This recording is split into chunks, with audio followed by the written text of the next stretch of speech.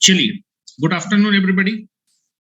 क्या आप सभी को मेरी आवाज और वीडियो क्लियर है? क्या आप सभी को मेरी आवाज और वीडियो क्लियर है? चलिए, तो मेरे ख्याल से सभी को मेरी आवाज और वीडियो क्लियर है। तो हम लोग जो है क्रिटिकल डिसरप्टिव वोल्टेज का डेरिवेशन करने जा रहे हैं। ठीक है, तो मैंने आपको कल फार्मूला बताया था कि क्रिटिकल डिसरप्टिव वोल्टेज का फार्मूला होता है M not G not delta R L N D by R, इतना kilovolt per phase.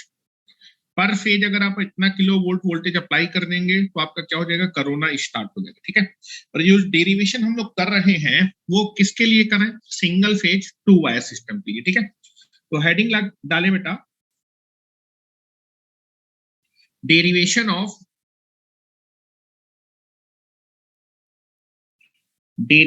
Of critical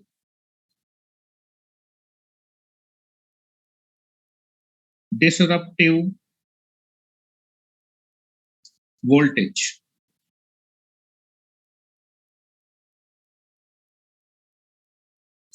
जिसको कि हम लोग वीसी से क्या कर रहे हैं, रिप्रेजेंट कर रहे हैं। और इस वोल्टेज को निकालने के लिए मैं आपका सिंगल फेज टू वायर ले रहा हूं, क्योंकि पर फेज निकाला जाता है। अगर थ्री फेज लाइन में भी निकालेंगे तो पर फेज वोल्टेज की वैल्यू इतनी ही आएगी। तो कैलकुलेशंस मेरे सिंपल हो, उसके लिए हम लोग कंसीडर करें single phase two wire line. Late us consider let us consider single phase two wire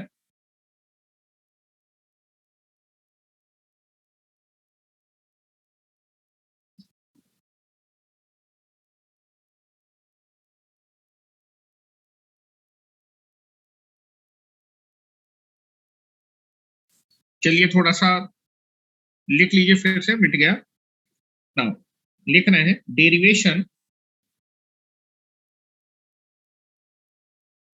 derivation of critical disruptive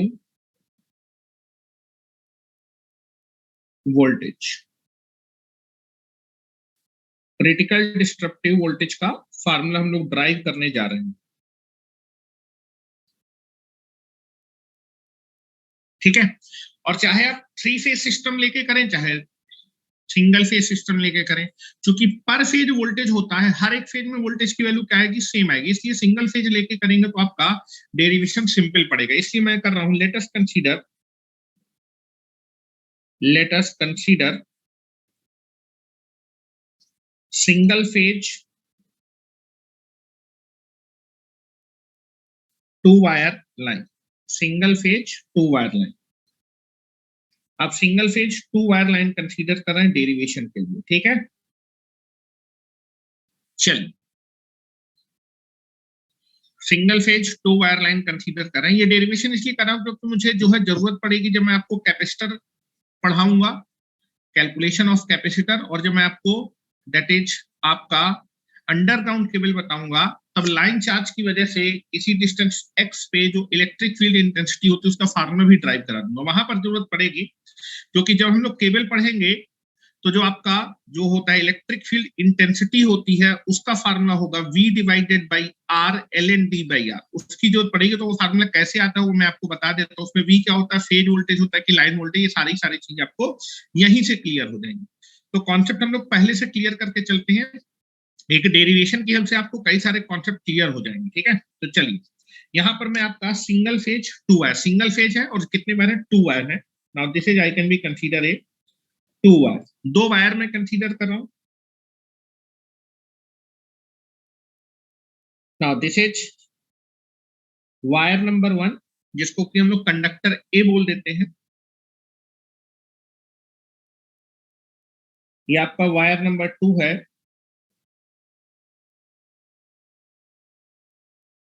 जिसको कि हम लोग कंडक्टर टू या फिर आपका कंडक्टर बी बोल देते हैं। Now this is conductor A. दो वायर में मैंने दो वायर ले लिए, जिसमें आपका ये कंडक्टर ए है, ये आपका कंडक्टर बी है। ये आपका कंडक्टर भी है। Now radius of the conductor जो है सेंटर से, हर चीज हम लोग सेंटर से मेजर करेंगे। हर चीज जो होगी, जो भी चीज मेजर की जाती है वो कंडक्टर के सेंटर से मेजर की जाती है। ये सेंटर है कंडक्टर, ठीक है। जो भी मैं कंडक्टर ले रहा हूं, रेडियस में कितनी ले रहा हूं, R. The radius of each conductor is R. The radius of each conductor is R, ठीक है। और distance between the conductor, distance between the conductor is nothing but the D. Distance between the conductor is nothing but the D.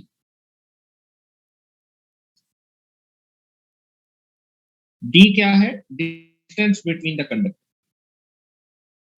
क्योंकि अगर जो है मैं आपको capacitance और केबल्स पहले पढ़ा देता तो आपको ये फिगर बनाने की जरूरत नहीं थी, क्योंकि पिछले साल मैंने पहले ही पढ़ाए थे वो चैप्टर्स, इसलिए आपको मैं पूरी की पूरी चीजें यहाँ पर दिखा रहा हूँ, ठीक है। पिछली बार मैंने ये फिगर नहीं बनाया था, ठीक है। डी, एक चीज हमेशा ध्यान रखेंगे, आप देखेंगे जो कंडक्टर आप यूज करते हैं, आपकी जो ट्रांसमिशन लाइन में कंडक्टर होती है उनकी रेडियस जो होती है वो आपकी 1 सेंटीमीटर, 2 सेंटीमीटर या फिर मिलीमीटर में होती है। उसके मुकाबले कंडक्टर के बीच की जो डिस्टेंस होती है वो सेंटीमीटर। अगर ये मिलीमीटर या सेंटीमीटर, तो distance between the conductor is very very greater than as compare to radius. ये अजम्पशन हम मान के चलते हैं हमेशा। कंडक्टर के बीच की डिस्टेंस काफी ज्यादा होती है as compare to radius of the conductor. ये डिस्टेंस काफी बड़ी होती है, तो मैं अजम्पशन लेके चल रहा हूं that is D is very very greater than R। जब मुझे जरूरत होगी तो इस assumption को मैं यूज करूंगा, और इसमें मैं स्टार मार्क लगा देता हूँ, हर जगह मैं इस assumption को यूज करूंगा। कंडक्टर के बीच की डिस्टेंस आपकी होती है 10 सेंटीमीटर, 20 सेंटीमीटर, ठीक है, 30 सेंटीमीटर। मीटर में नहीं बोल रहा हूँ, सेंटीमीटर में बोल रहा हूँ, ठीक है। 40 सेंटीमीटर, 70 सेंटीमीटर। और वहीं पर अगर मैं कंडक्टर की रेडियस देख के चलूंगा तो ये मिलीमीटर में होती है। तो इस डिस्टेंस के मुकाबले ये डिस्टेंस काफी छोटी होती है। Distance between the conductor is very very greater than as compare to radius of the conductor, ठीक है। अब आप देखेंगे, अब आप दोनों कंडक्टर के बीच में आप पावर क्या कर रहे हैं, आप जो है वोल्टेज अप्लाई कर रहे हैं, that is single phase apply दे रहे हैं, दैट इज वोल्टेज अप्लाई कर रहे हैं, ठीक है। चलिए, यहां पर आप देखेंगे ये एक फॉरवर्ड कंडक्टर होता है और ये रिटर्न कंडक्टर है। मैंने न्यूट्रल नहीं बोला है, मैंने बोला है कि यहां से करंट जाएगा और यहां से करंट आएगा, ठीक है। Now this is nothing but the supply connector. Now this is I can B connect the supply. और यहां पर मैंने कितना पोटेंशियल का वोल्टेज अप्लाई किया, V वोल्ट का वोल्टेज अप्लाई किया।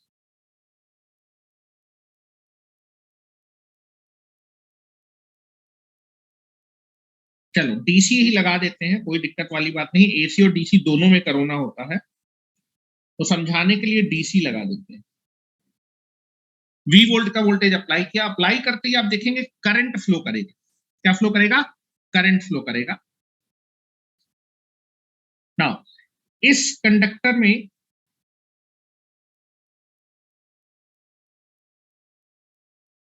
फॉरवर्ड डायरेक्शन में करंट फ्लो करेगा,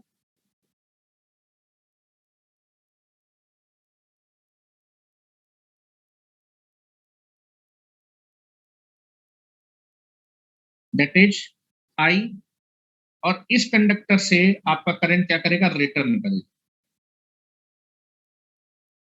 और कितना करंट रिटर्न करेगा, I करंट ही रिटर्न करेगा, ठीक है। I करंट आपका रिटर्न करेगा। अब आप देखेंगे, ध्यान से देखिएगा, यहां पर अगर इन दोनों कंडक्टर के बीच में V वोल्ट का पोटेंशियल लगाया तो इन दो कंडक्टर के बीच में कितना पोटेंशियल डिफरेंस होगा, V वोल्ट का। लो, अगर मैंने इन दो कंडक्टर के बीच में V वोल्ट की बैटरी है, बैटरी क्या करती है, दोनों पॉइंट के बीच का पोटेंशियल बताती है। मतलब इस कंडक्टर और इस कंडक्टर के बीच का जो पोटेंशियल है वो कितना है, V है, ठीक है।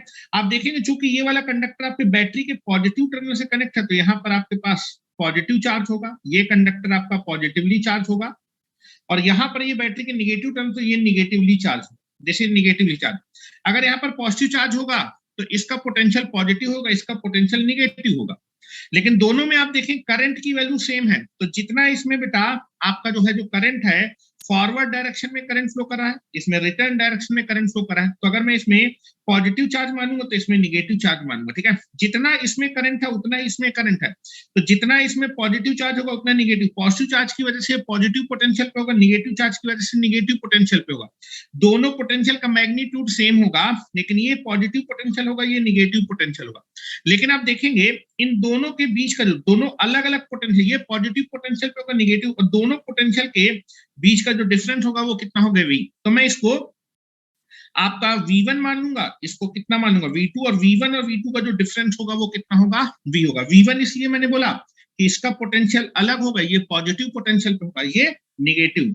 मैग्नीट्यूड वाइज V1 और V2 क्या होंगे, सेम होंगे, लेकिन ये पॉजिटिव होगा, ये आपका निगेटिव होगा, लेकिन दोनों मैग्नीट्यूड वाइज क्या होंगे, V1 और V2 value magnitude wise same होगी। तो मैं उसको अलग अलग ही दिखा देता हूं, लेकिन आपके माइंड में होना चाहिए कि V1 का मैग्नीट्यूड और V2 के मैग्नीट्यूड के बराबर होगा, ठीक है। चलो, तो आप देखेंगे यहां पर जो चार्ज होगा वो आपका कंडक्टर में कैसा चार्ज होगा, सरफेस पे चार्ज होगा। कहां पर चार्ज होगा, सरफेस पे। तो लाइन चार्ज कंसीडर किया जाता है, conductor is always consider line charge. तो इस फिगर को अब मैं जो है आपका यहां पर बना रहा हूं कैलकुलेशन करने के लिए, ध्यान से सुनते जाइए, लिख लीजिए इसको पहले।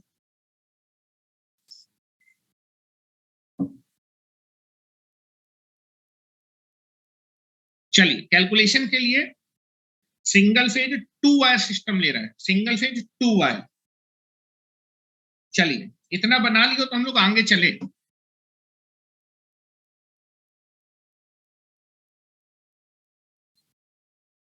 देखिए, मुझे नोन पैरामीटर है V, पोटेंशियल डिफरेंस, और यहां पर आप देखेंगे यहां पर आपका जो है पॉजिटिव करंट है, या फिर ये बैटरी का पॉजिटिव, यहां पर पॉजिटिव चार्ज हो, चार्ज की वैल्यू अननोन है। तो चार्ज को मैं हमेशा किसके टर्म में लिखूंगा, पोटेंशियल के टर्म में लिखने की कोशिश करूंगा, फेज वोल्टेज के टर्म में, ठीक है। तो जो चीज मुझे क्वेश्चन में दी होती है उसी के टर्म में आपको आंसर भी निकालना होता है। चलिए, मेरे ख्याल से हो गया होगा। चलिए, अब मैं फिगर बना रहा हूं कैलकुलेशन के लिए। आपके पास सिंगल फेज 2 वायर सिस्टम है, तो 2 वायर बना रहा हूं, this is a 2 wire.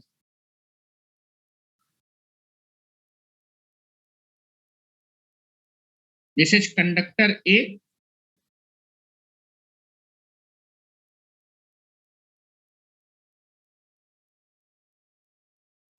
This is conductor B, ठीक है। इसको लिख देता हूं,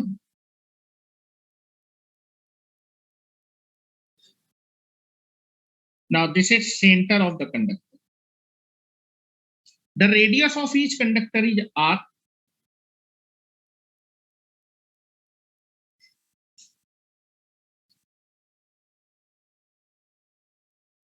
ठीक है, and distance between the conductor is D।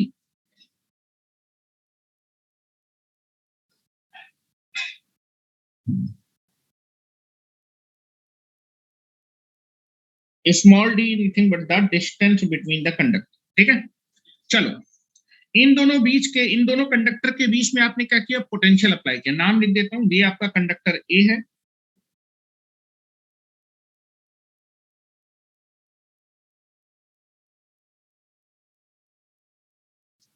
और ये आपका कंडक्टर B है।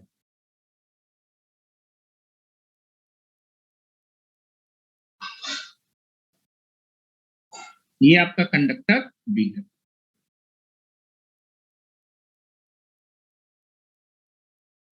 यहां पर आपने इन दोनों कंडक्टर के बीच में कितने वोल्ट का, V वोल्ट का बैटरी लगाया। बैटरी का पॉजिटिव टर्मिनल आपने कंडक्टर A से कनेक्ट किया, निगेटिव टर्मिनल आपने पीछे। तो कंडक्टर A पे कौन सा चार्ज होगा, पॉजिटिवली चार्ज होगा, पॉजिटिवली चार्ज होगा, पॉजिटिव चार्ज होगा। कौन सा चार्ज, पॉजिटिव चार्ज। और वो जो पॉजिटिव चार्ज होगा वो कहां पर होगा बेटा, कंडक्टर के सरफेस पे। मैंने माना है कि कितना चार्ज है बेटा, जब मैं इसको बैटरी के पॉजिटिव टर्मिनल से कनेक्ट करूं तो कितना चार्ज माना है, दिया नहीं है। दिया है कि मैंने इन दोनों के बीच में कितना वोल्ट का पोटेंशियल अप्लाई किया, V वोल्ट का पोटेंशियल अप्लाई किया। तो करंट फ्लो करेगा, यहां से करंट जाएगा और यहां से करंट आएगा। तो बेटा आप देखेंगे दोनों की डायरेक्शन अपोजिट है, चूंकि बैटरी के पॉजिटिव टर्मिनल से यहाँ पर पॉजिटिव चार्ज होगा और यहाँ पर निगेटिव चार्ज होगा। कंसीडर कर रहा हूं कि लेट अस कंसीडर द, आपके हर एक कंडक्टर में बेटा दोनों में करंट सेम फ्लो कर रहा है, तो दोनों में चार्ज भी सेम होगा, लेकिन एक में डायरेक्शन आपका फॉरवर्ड है, एक में रिवर्स, एक में पॉजिटिव चार्ज होगा, एक में निगेटिव चार्ज होगा। यहाँ पर कैसे चार्ज होगा, निगेटिव, ये negative charge will be there. ठीक है। और ये कैसा है बेटा, line charge will be there, line charge will be there. ठीक है, कितना चार्ज मानो, क्यू कूलम, कितना चार्ज मान रहा हूं, यहाँ पर प्लस क्यू कूलम होगा और यहाँ पर माइनस क्यू कूलम होगा। ठीक है, मैंने प्लस क्यू कूलम चार्ज माना इसके सरफेस पे, उसके सरफेस पे माइनस क्यू कूलम। अगर ये प्लस क्यू कूलम चार्ज है तो ये मान लीजिए V1 पोटेंशियल पे होगा और ये V2 पोटेंशियल पे होगा। ठीक है ना, कितने पोटेंशियल पे, V1 पे होगा और ये V2, ये पॉजिटिव पोटेंशियल पे होगा, निगेटिव पोटेंशियल पे होगा।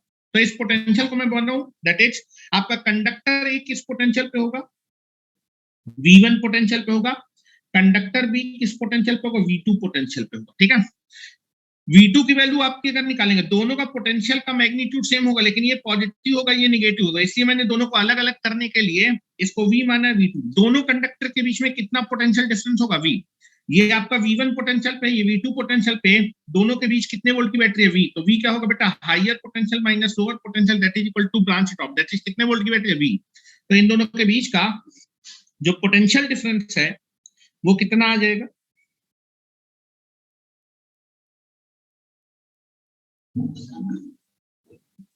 दैट इज कितना वोल्ट है, V1 माइनस V2 का डिफरेंस कितना है, V। क्लियर है क्या, यहां तक किसी को कोई शक नहीं होना चाहिए। ठीक है, अब हम बात करते हैं दोनों कंडक्टर पे आपका जो चार्ज है, एक में पॉजिटिव क्यू कूलम है, एक में माइनस क्यू कूलम है। तो इन दोनों कंडक्टर के बीच में जस्ट जो मिड पॉइंट होगा वो किस पोटेंशियल, जीरो। अब देखेंगे पॉजिटिव चार्ज की वजह से मिड पॉइंट पे पॉजिटिव पोटेंशियल आएगा, निगेटिव चार्ज की वजह से मिड पॉइंट पे निगेटिव पोटेंशियल। क्योंकि डिस्टेंस सेम है तो जितना ये पॉजिटिव पोटेंशियल होगा उतना ही निगेटिव पोटेंशियल, नेट में मिड पॉइंट का पोटेंशियल कितना होगा, जीरो। यहां मैं लिख रहा हूं बेटो, आपके single phase two wire line में, single phase two wire line में जो मिड पॉइंट होता है वो किस पोटेंशियल पे होता है, जीरो पोटेंशियल पे या फिर ग्राउंड पोटेंशियल पे होता है। Single phase two wire line जो होती है, single phase two wire line का जो मिड पॉइंट होता है वो किस पोटेंशियल पे होता है, that is neutral potential point होता है या फिर जीरो पोटेंशियल पॉइंट होता है। बिल्कुल एग्जैक्ट मिड पॉइंट के बारे में बात, बिल्कुल एग्जैक्ट मिड पॉइंट के बारे में बात करें। This is the mid point. कौन सा पॉइंट है ये, mid point.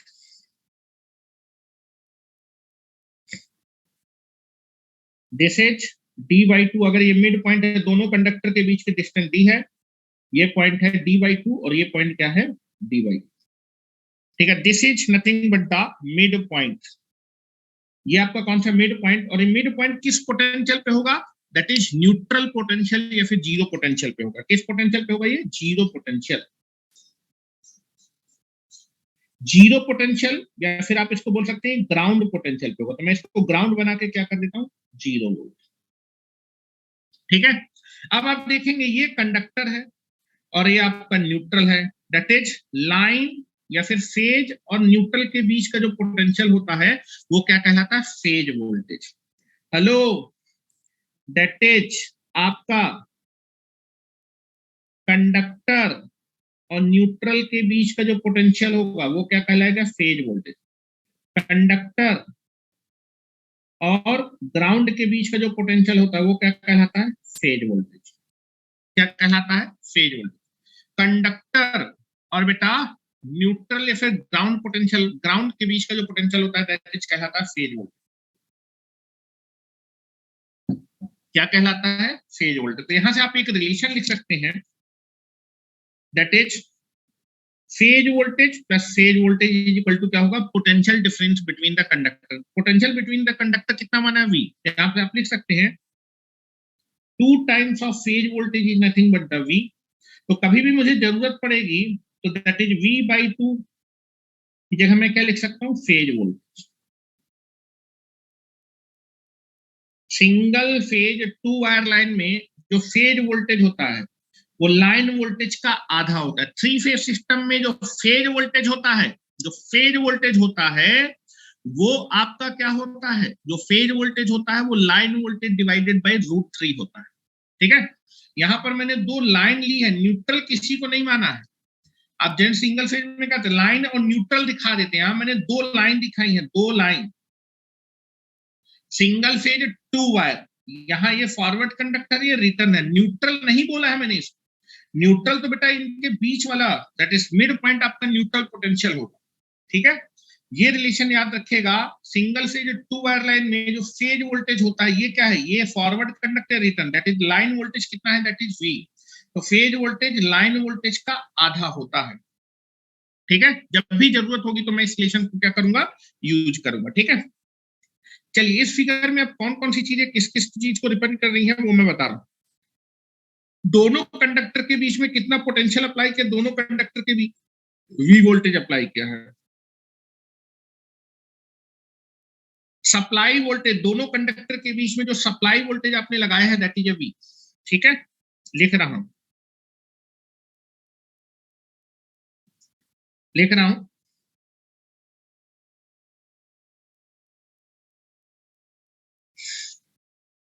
Radius of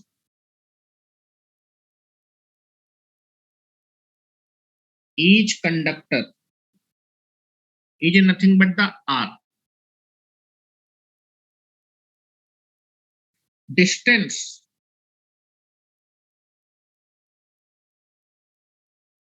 between the conductor is nothing but the d।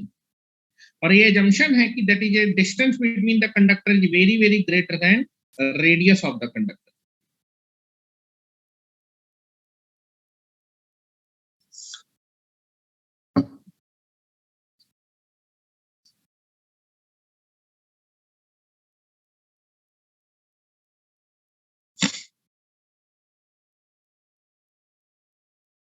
ठीक है, चलिए अब आप देखेंगे, मैं कंडक्टर ए से, ध्यान से कंडक्टर ए से एक्स डिस्टेंस पे एक पॉइंट ले रहा हूं, पॉइंट पी, और इस पॉइंट पे टोटल इलेक्ट्रिक फील्ड कितनी होगी उसको निकाल रहा हूं। मैंने क्या किया, ध्यान से देखिएगा, कंडक्टर ए से कितना डिस्टेंस पे, एक्स डिस्टेंस पे, कितना डिस्टेंस पे, एक्स डिस्टेंस, कंडक्टर ए से मैंने कितना डिस्टेंस माना है, एक्स डिस्टेंस माना।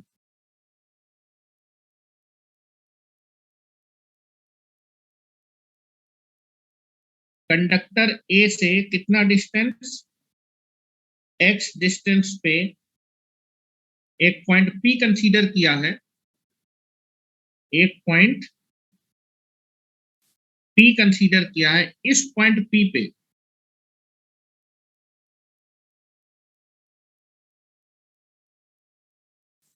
इस पॉइंट पी पे मैं इलेक्ट्रिक फील्ड निकाल रहा हूं। तो आप देखेंगे कंडक्टर ए से आपने एक्स डिस्टेंस पे एक पॉइंट पी है, पॉइंट पी पे मुझे टोटल इलेक्ट्रिक फील्ड निकाली है, टोटल इलेक्ट्रिक फील्ड कितनी हो। तो आप देखेंगे यहाँ पर पॉजिटिव चार्ज है, पॉजिटिव चार्ज की वजह से यहाँ पर कुछ इलेक्ट्रिक फील्ड है, यहाँ पर निगेटिव चार्ज है, निगेटिव चार्ज की वजह से कुछ इलेक्ट्रिक फील्ड, दोनों इलेक्ट्रिक फील्ड कैसी होंगी ये देखना चाहते हैं। तो आप देखेंगे इस पॉइंट पे इलेक्ट्रिक फील्ड निकालनी है, तो आप यहाँ पर +1 कूलम का चार्ज रख दें, तो पॉजिटिव चार्ज की वजह से यहाँ पर रिपल्सिव फोर्स आएगा, रिपल्सिव फोर्स आएगा, फोर्स की डायरेक्शन में इलेक्ट्रिक फील्ड होगी। तो बेटा इस पॉजिटिव चार्ज की वजह से पॉइंट पी पे इलेक्ट्रिक फील्ड इस डायरेक्शन में होगी।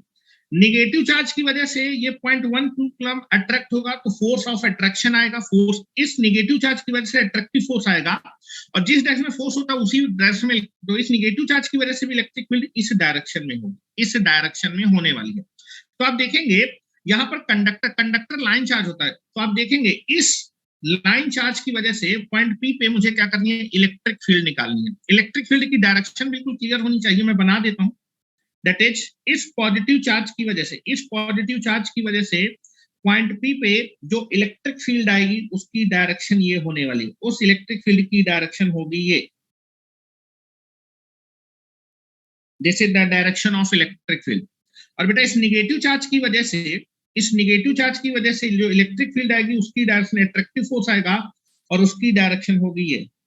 तो नेट में पॉइंट पी पे जो इलेक्ट्रिक फील्ड होगी वो दोनों के सम के बराबर हो जाएगी। तो लिख रहा हूं बेटा, लिख रहा हूं, टोटल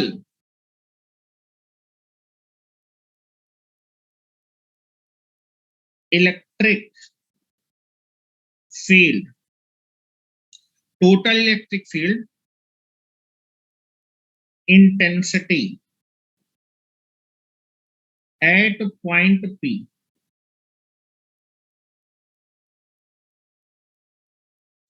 पॉइंट पी पे मैं टोटल इलेक्ट्रिक फील्ड निकाल रहा हूं। टोटल इलेक्ट्रिक फील्ड को मैं, क्योंकि कंडक्टर ए से पॉइंट एक्स डिस्टेंस पे है, तो टोटल इलेक्ट्रिक फील्ड को मैं ईएक्स मान रहा हूं। कितना मानो? ईएक्स। कंडक्टर ए से एक्स डिस्टेंस पे मैं इलेक्ट्रिक फील्ड निकाल रहा हूं। कंडक्टर ए से एक्स डिस्टेंस में टोटल इलेक्ट्रिक फील्ड होगी ईएक्स, जो कि क्या हो जाएगी बेटा? इन दोनों की इलेक्ट्रिक फील्ड के सम के बराबर हो जाएगी। अब जरा ध्यान देखिए, आपका कंडक्टर लाइन चार्ज होता है, लाइन चार्ज की वजह से एक्स डिस्टेंस में इलेक्ट्रिक फील्ड का फार्मूला क्या होता है? मैं यहाँ साइड में लिख देता हूँ। लाइन चार्ज की वजह से इलेक्ट्रिक फील्ड का फार्मूला जो है एक्स डिस्टेंस में, अगर आपको इस कंडक्टर से पॉइंट पी की डिस्टेंस एक्स है, एक्स डिस्टेंस में इलेक्ट्रिक फील्ड इंटेंसिटी का फार्मूला क्या हो जाएगा बेटा? That is nothing but the Q divided by 2 pi epsilon not, 2 pi epsilon not into distance. Distance कितनी है? x। ठीक है, ये फार्मूला होता है लाइन चार्ज की वजह से x डिस्टेंस पे। ठीक है, x डिस्टेंस पे लाइन चार्ज की वजह से इलेक्ट्रिक फील्ड का फार्मूला होगा दैट इज लाइन में कितना चार्ज है divided by 2 pi epsilon not into x। ठीक है, तो जरा बात करते हैं, पहले हम बात करते हैं कंडक्टर ए से पॉइंट P की डिस्टेंस कितनी है बेटा? x डिस्टेंस है। कंडक्टर ए पे कितना चार्ज है? q है, लाइन चार्ज है। तो आपका फार्मूला क्या हो जाएगा बेटा? लाइन पे कंडक्टर पे चार्ज कितना है? q divided by 2 pi epsilon naught. Distance कितनी है बेटा पॉइंट p की? दैट इज x, प्लस इसकी वजह से जो इलेक्ट्रिक फील्ड आएगी वो भी इस डायरेक्शन में आएगी। अब आप देखेंगे कंडक्टर बी में कैसा चार्ज है? Negative charge. आपने डायरेक्शन तो दिखा दी है, इसलिए आप केवल मैग्नीट्यूड लिखने जा रहे हैं। इलेक्ट्रिक फील्ड वेक्टर क्वांटिटी है, आप केवल उसका मैग्नीट्यूड लिखेंगे, डायरेक्शन तो आप बना चुके हैं। ठीक है, मैग्नीट्यूड लिख रहा हूं। तो बेटा क्या आएगा बेटा? दैट इज आपके कंडक्टर बी से पॉइंट पी की डिस्टेंस। हेलो, कंडक्टर बी से पॉइंट पी की डिस्टेंस, दोनों कंडक्टर के बीच की डिस्टेंस डी है, और मैंने कंडक्टर से एक्स डिस्टेंस माना, तो ये डिस्टेंस कंडक्टर बी से पॉइंट पी की डिस्टेंस कितनी हो जाएगी? D minus x. कितनी हो जाएगी? D minus x. ध्यान से देखिए, आपका ये डिस्टेंस कितनी है? डी। ये डिस्टेंस एक्स है, तो कंडक्टर बी से पॉइंट पी की डिस्टेंस कितनी हो जाएगी? डी। इस बड़ी डिस्टेंस में छोटी डिस्टेंस घटा दें, कितनी हो जाएगी? D minus x. ये डिस्टेंस हो जाएगी डी माइनस एक्स। तो कंडक्टर बी से डिस्टेंस आपको मालूम है, आप केवल मैग्नीट्यूड लिख रहे हैं, दैट इज कितना है बेटा? कंडक्टर बी पे चार्ज क्यू ही है, डायरेक्शन बना चुके, इसलिए माइनस साइन नहीं लिख रहे, that is divided by 2 pi epsilon naught. Distance कितनी है? D minus X, D minus X. तो this is the total electric field at point P.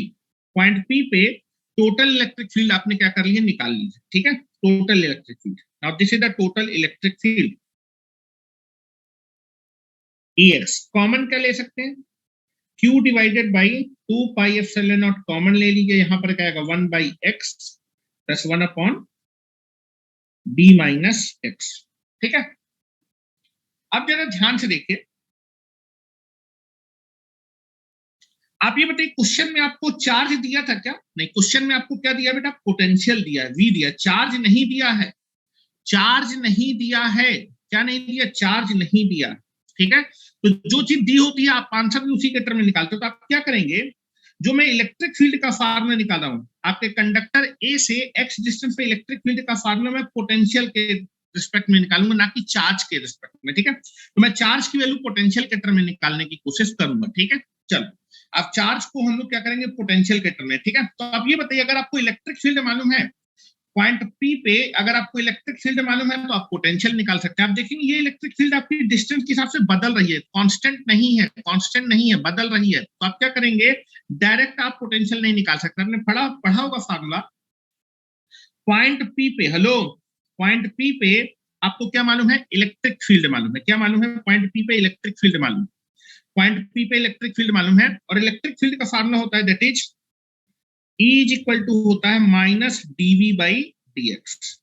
dv by dx। आपको इन दोनों कंडक्टर के बीच का पोटेंशियल मालूम है, इन दोनों कंडक्टर के बीच का पोटेंशियल मालूम है, कितना है? v है।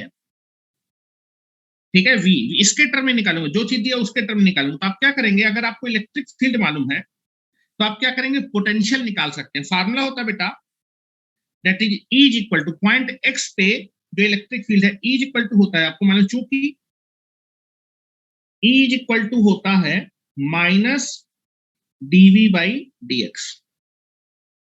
पॉइंट एक्स पे इलेक्ट्रिक फील्ड कितनी मानी है, EX मानी है, तो EX इज इक्वल टू क्या लिख सकते हैं, माइनस dV बाई dx। आप पोटेंशियल, अगर इलेक्ट्रिक फील्ड मालूम तो पोटेंशियल निकाल सकते हैं, ये आप पढ़ चुके, तो लिखेंगे बेटा E is equal two point x पे इलेक्ट्रिक फील्ड कितनी है, EX इज इक्वल टू हो जाएगा माइनस dV बाई dx।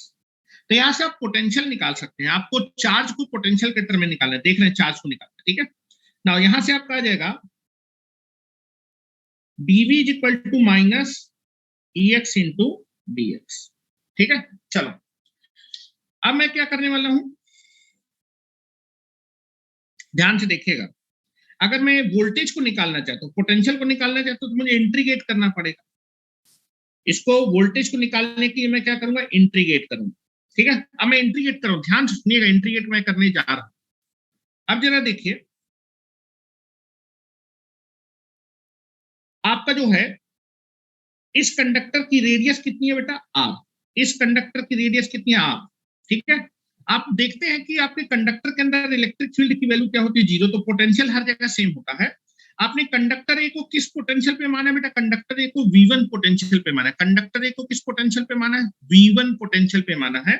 और आप देखें जो कंडक्टर के सरफेस पे पोटेंशियल होगा वही आपका कंडक्टर के अंदर, तो हमेशा आप देखेंगे आपको जो है कंडक्टर की रेडियस मालूम है, रेडियस है R, तो अगर मैं आपका जो है x की वैल्यू कितनी रख दूं, R रख दूं, तो R पे आपको कितना पोटेंशियल है, V1 पोटेंशियल है। कितना पोटेंशियल है, V1 पोटेंशियल है। नाउ कंडक्टर B किस पोटेंशियल पे है, V2 पोटेंशियल पे है। और ये बताइए कंडक्टर B का जो सरफेस है, सरफेस में जो पोटेंशियल है वही अंदर, लेकिन आप देखेंगे सरफेस की डिस्टेंस बड़ी आसानी से निकाल सकते हैं। आप देखेंगे ये पूरी की पूरी डिस्टेंस कितनी है, D में अगर मैं R को घटा दूंगा तो मैं कंडक्टर B के सरफेस पे पहुंच जाऊंगा। इस पॉइंट का पोटेंशियल कितना है, V2। तो अगर मुझे बेटा पोटेंशियल निकालना है, तो अगर मैं लिखूंगा, अगर मैं x इज इक्वल टू कितना रख दूं बेटा, x is equal to R रख दूंगा, x इज इक्वल टू अगर मैं R रख दूंगा तो कितना पोटेंशियल है, V1। और अगर मैं x की वैल्यू कितनी रख दूंगा, d minus R, d minus R, ये पूरी की पूरी d है, इसमें से r घटा दो, d माइनस आर पे पोटेंशियल कितना है, V2 है। तो मैं इंटीग्रेट कर रहा हूं, ठीक है। तो अगर बेटा मैं आपके किस डिस्टेंस में बात करूं, R1 डिस्टेंस, कितनी डिस्टेंस में, R डिस्टेंस पे, R डिस्टेंस पे कितना पोटेंशियल है, V1। और d माइनस आर पे कितना पोटेंशियल है, V2, ठीक है। मैंने इंटीग्रेट किया है R से कहां, d minus R, R distance कहां पर है, this is the distance R, और d माइनस आर कितना, d, ये डिस्टेंस होगी d माइनस आर। तो बेटा R पे कितना पोटेंशियल है, V1, और d माइनस आर पे कितना पोटेंशियल है, V2। जो बेटा कंडक्टर के सरफेस में पोटेंशियल वही सेंटर पे, ठीक है। तो जनरली हम रेडियस को निगलेक्ट कर देते हैं, तो हमेशा सरफेस पे कंडक्टर का पोटेंशियल लिखते हैं, this is d minus are.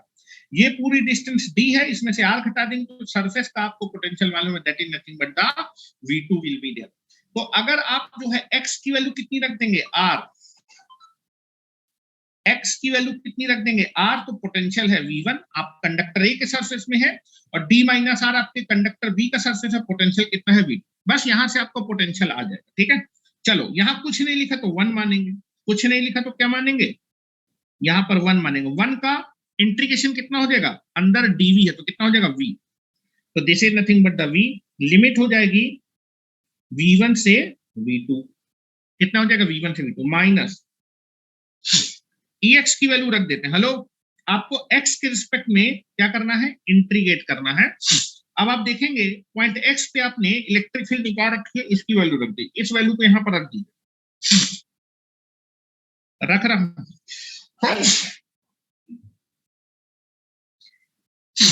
Now this is integrate R से d माइनस आर, ex की वैल्यू कितनी है बेटा, q divided by 2 pi epsilon not, that is 1 by x plus 1 upon d minus x into क्या हो जाएगा, dx। Now this is like this, ठीक है। अब आप देखेंगे आप x के रिस्पेक्ट में कर रहे हैं तो q भी कांस्टेंट हो गया, कांस्टेंट, ये बाहर आ जाएगा। लिमिट रख देंगे बेटा, लिमिट रखेंगे upper limit minus lower limit, upper limit minus lower limit. Now this is minus, ये इंटीग्रेशन के बाहर आ जाएगा, q अपॉन, ये वैल्यू आपके इंटीग्रेशन के बाहर आ जाएगी, q upon 2 pi epsilon not, bracket में आ जाएगा integration R D minus R, integration summation में डिस्ट्रीब्यूट हो जाएगा, this is 1 by X into D X minus integration R D minus R, that is 1 upon d minus x.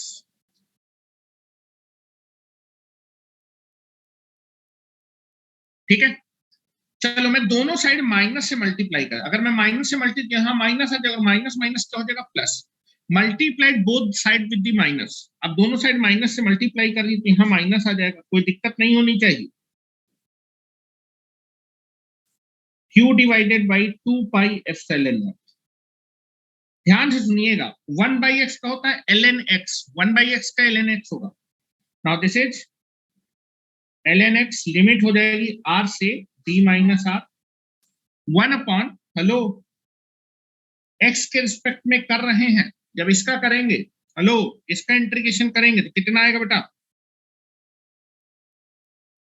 इस पूरे को आप y मान लीजिए, इस पूरे को आप क्या मान लीजिए y, इस पूरे को y मान लीजिए, तो d माइनस x को y मान लेंगे, तो बेटा यहां भी आपको y के टर्म में रखना, तो इसको इंटीग्रेट, इसको डिफरेंशिएट करेंगे तो आएगा 0 minus dx is equal to dy, तो dx की वैल्यू कितनी आ जाएगी माइनस dy, तो ये हो जाएगा बेटा 1 बाई y और माइनस dy का इंटीग्रेशन, माइनस बाहर आ जाएगा और 1 बाई y dy का क्या होगा ln y, तो माइनस बाहर आ जाएगा, तो मैं लिख रहा हूं बेटा इसका आप इंटीग्रेशन करेंगे तो आएगा this is minus ln y, y की वैल्यू कितनी थी, this is d minus x, इतना तो मेरे ख्याल से आता होगा आपको, लिमिट हो जाएगी r से d माइनस r, अगर किसी को कोई दिक्कत हो तो बता सकता है।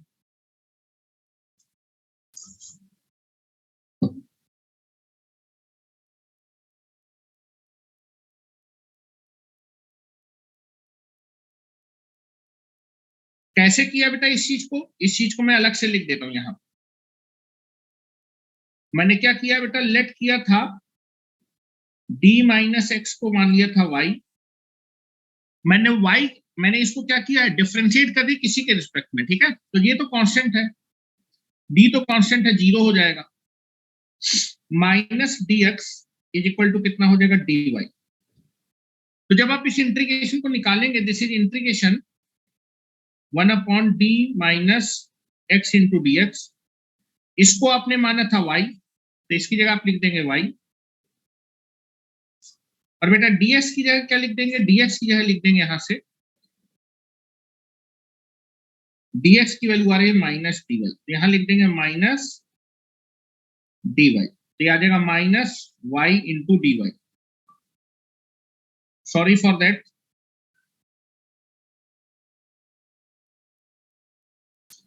इसको आपने माना था y, इसको माना था आपने y, तो this is 1 upon y into dx की वैल्यू कितनी है माइनस dy, तो this is minus 1 by y into dy, जो कि हो जाएगा माइनस ln y, और बेटा y की वैल्यू कितनी रखी है आपने, that is d minus x, तो वही चीज मैंने बेटा यहां लिख दी है, दिख रही होगी आपको, ठीक है। चलिए अब लिमिट रख देते हैं, यहां पर इस माइनस साइन को अंदर ले जाइए, इस माइनस साइन को अंदर लेके जाएंगे तो आ जाएगा v1 minus v2, that is q divided by 2 pi epsilon not, limit रख देंगे तो पहले अपर लिमिट आएगी बेटा, फिर आपकी लोअर लिमिट आएगी, यहां भी हम लोग लिमिट रख देते, पहले अपर लिमिट आएगी बेटा, x की जगह रखना है, x के रिस्पेक्ट में, तो पहले x की वैल्यू रखेंगे, this is ln d minus this is d minus r, upper limit minus lower limit, this is d minus r, ठीक है। यहां से आपको दिख रहा होगा ये d से ये d क्या हो जाएगा, कट जाए,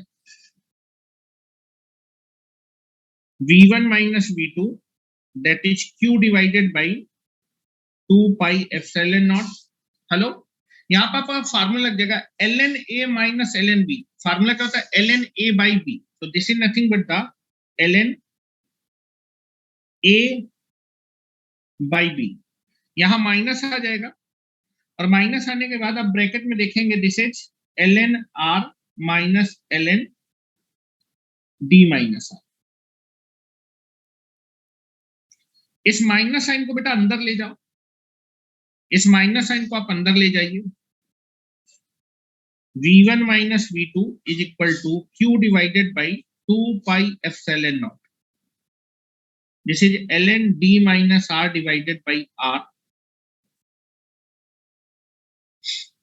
माइनस माइनस को मैं अंदर ले गया तो यहां पर ब्रैकेट में आ जाएगा ln D minus R minus ln R, और ये फॉर्मूला बन जाएगा ln A minus ln B, ln A by B, V1 minus V2 is equal to Q divided by 2 pi epsilon naught ln D minus R divided by R plus this is ln D minus R divided by R, और आप देखेंगे दोनों add हो जाएंगे, तो this is V1 minus V2 is equal to Q divided by 2 pi epsilon naught into 2 ln D minus R divided by R, ठीक है। और आप देखेंगे 2 से 2 क्या हो जाएगा, कैंसिल आउट हो जाएगा, तो this is V1 minus V2 that is Q divided by pi epsilon naught ln D minus R divided by R। अब हम लोग एक एजम्पशन मानते हैं, चलिए यहां तक आप नोट कर लीजिए, यहां तक कोई दिक्कत नहीं होनी चाहिए। मुझे चार्ज नहीं मालूम था, मुझे चार्ज को पोटेंशियल के टर्म में निकालना है, तो आप देखिए चार्ज Q की वैल्यू मैं निकालने जा रहा हूं।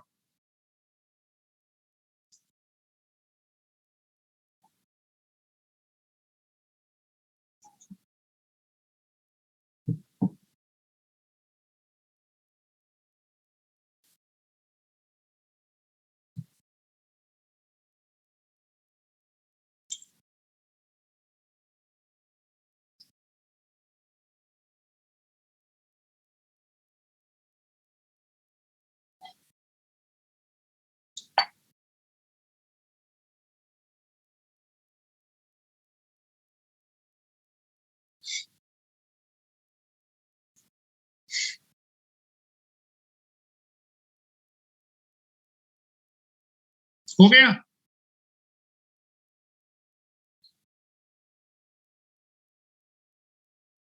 अब आप देखेंगे आपको क्या दिया था बेटा क्वेश्चन में, आपको दोनों कंडक्टर के बीच का पोटेंशियल V1 माइनस V2 की वैल्यू V दी थी, आपने कितने वोल्ट की बैटरी पे थे V, जो चीज आप क्वेश्चन में दिया होता उसी के टर्म में आंसर निकालते, तो आपको V1 माइनस V2 नहीं दिया था, V1 माइनस V2 की जगह क्या लिखते हैं, V वोल्ट का पोटेंशियल। V1 माइनस V2 की वैल्यू कितनी थी, दोनों कंडक्टर के बीच में जो पोटेंशियल डिफरेंस है वो कितना है V, V1 माइनस V2 की वैल्यू कितनी है V, तो V1 माइनस V2 की जगह मैं क्या लिख सकता हूँ, V लिख सकता हूँ, मैं लिखूंगा इसकी जगह आप क्या लिख सकते हैं, V1 माइनस V2 कितना है क्वेश्चन में V, ये आपको दिया था, दोनों कंडक्टर के बीच में आपने V वोल्ट की बैटरी लगा रखी है, दोनों कंडक्टर के बीच का, कंडक्टर ए V1 पोटेंशियल था, कंडक्टर बी, इनके बीच का पोटेंशियल डिफरेंस कितना है V, तो this is V divided by 2 pi, now this is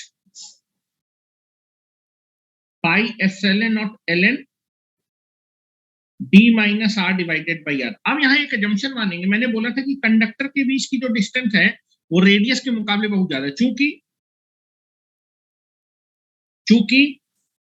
D is very very greater then R, D की वैल्यू R के मुकाबले बहुत बड़ी है, तो अगर आप बहुत बड़े नंबर में बहुत छोटे नंबर को घटाएंगे तो डिफरेंस लगभग उतना ही आएगा, ठीक है। तो this is nothing but that, इसलिए बहुत बड़े नंबर में जब छोटे नंबर को घटाएंगे तो ये लगभग कितना होगा, D के बराबर, ठीक है। तो इस एजम्पशन को यूज करते हैं, V इज इक्वल टू कितना हो जाएगा, Q divided by pi epsilon not ln D minus R की जगह क्या लिख देंगे, that is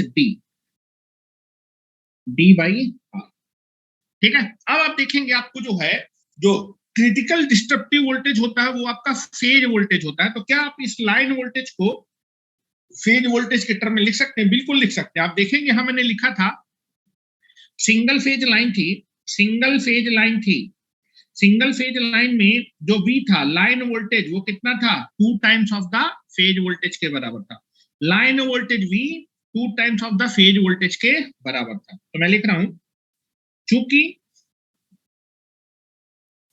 line voltage 2 times of the phase voltage के बराबर है, इसलिए V की जगह मैं लिखने जा रहा हूं 2 times of the phase voltage. Now this is 2 times of the phase voltage, that is Q divided by pi epsilon naught ln d by r। तो यहां से आप फेज वोल्टेज की वैल्यू निकालेंगे। किसकी? यहां से आप जो है, आप देखिए आपको जो है वोल्टेज दिया था, वोल्टेज, तो मुझे चार्ज नहीं दिया था, तो मैं चार्ज की वैल्यू किसके टर्म में निकालने वाला हूं? वोल्टेज के टर्म में निकालने जा रहा हूं। ठीक है, तो यहां से आपकी Q की वैल्यू आ जाएगी, Q इज इक्वल टू आ जाएगा 2 pi epsilon naught phase voltage divided by ln d by r। आपने चार्ज की वैल्यू निकाल दी, this is the value of charge. ये दिया नहीं था, दिया आपको वोल्टेज था, तो मैंने चार्ज की वैल्यू वोल्टेज के टर्म में निकाली।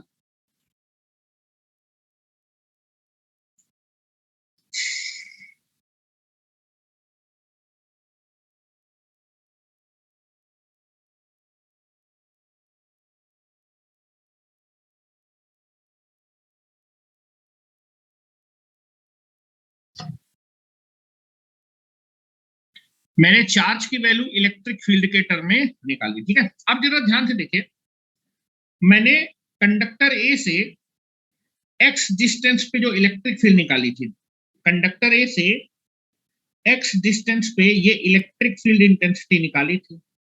इस इलेक्ट्रिक फील्ड इंटेंसिटी का जो फार्मूला था EX, ये टोटल इलेक्ट्रिक फील्ड इंटेंसिटी थी आपके पॉइंट एक्स पे, कंडक्टर ए से पॉइंट एक्स पे टोटल इलेक्ट्रिक फील्ड इंटेंसिटी थी।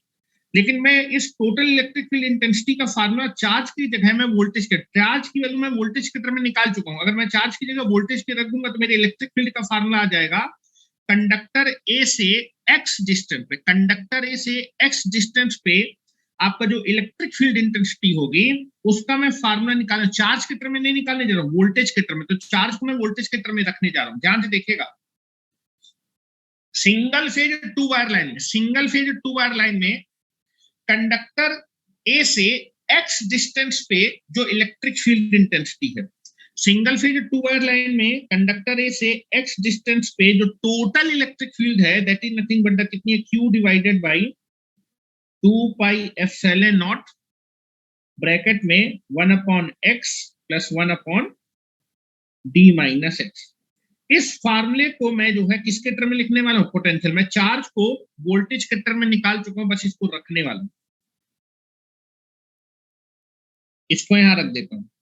तो बेटा सिंगल फेज 2 वायर लाइन में कंडक्टर ए से एक्स डिस्टेंस पे जो टोटल इलेक्ट्रिक फील्ड इंटेंसिटी होगी उसका फार्मूला हो जाएगा, that is 2 pi epsilon naught phase voltage divided by ln d by r। Now this is, मैंने चार्ज की वैल्यू ये रख दी 2 पाई एप्सिलॉन नॉट, ब्रैकेट में आ जाएगा 1 upon x plus 1 upon d minus x। ठीक है, चलो यहां पर आप देखेंगे ये चीज कैंसिल आउट हो जाएगी, ये चीज और ये चीज आपकी कैंसिल आउट हो जाएगी। सिंगल फेज 2 वायर में कंडक्टर ए से एक्स डिस्टेंस पे जो इलेक्ट्रिक फील्ड है वो हो जाएगी फेज वोल्टेज, वोल्टेज के टर्म में phase voltage divided by ln d by r। और यहां पर एलसीएम ले लेते हैं, एलसीएम लेंगे तो आएगा d minus x plus x। Now this is x, this is d minus x।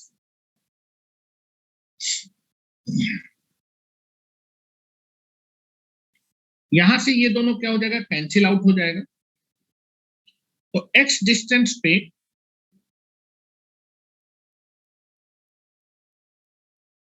जो इलेक्ट्रिक फील्ड इंटेंसिटी का फार्मूला हो जाएगा, that is phase voltage bracket में ln d बाई r, और यहां पर आ जाएगा this is d upon x into d minus x।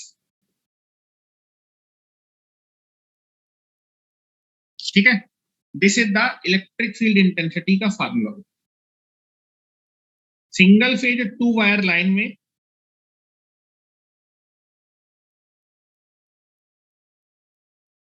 आप जो है कंडक्टर ए से एक्स डिस्टेंस पे अगर इलेक्ट्रिक फील्ड निकालेंगे, इलेक्ट्रिक फील्ड का फार्मूला ने वोल्टेज के टर्म में निकालना। अब जरा ध्यान से देखिएगा, आपका कोरोना तभी ऑकर होगा जब आपका जो मैक्सिमम इलेक्ट्रिक फील्ड इंटेंसिटी है वो आपकी एयर की डाइलेक्ट्रिक डिस्टेंस से ज्यादा हो। मैक्सिमम इलेक्ट्रिक फील्ड इंटेंसिटी कहां पर होगी, जरा ये देखते हैं, ध्यान से देखिएगा। ये मैंने क्या किया, सिंगल फेज 2 वायर लाइन में कंडक्टर ए से एक्स डिस्टेंस में जो टोटल इलेक्ट्रिक फील्ड इंटेंसिटी है उसको मैंने निकाला। ये फार्मूला है, चलो मैं लिख देता हूं। Electric field intensity at a distance x from the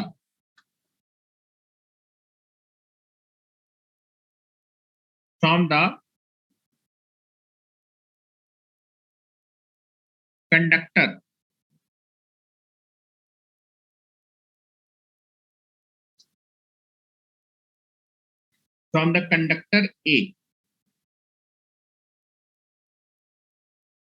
in single phase 2 wire line is given by Ex is equal to phase voltage divided by ln d by r into d divided by x into d minus x।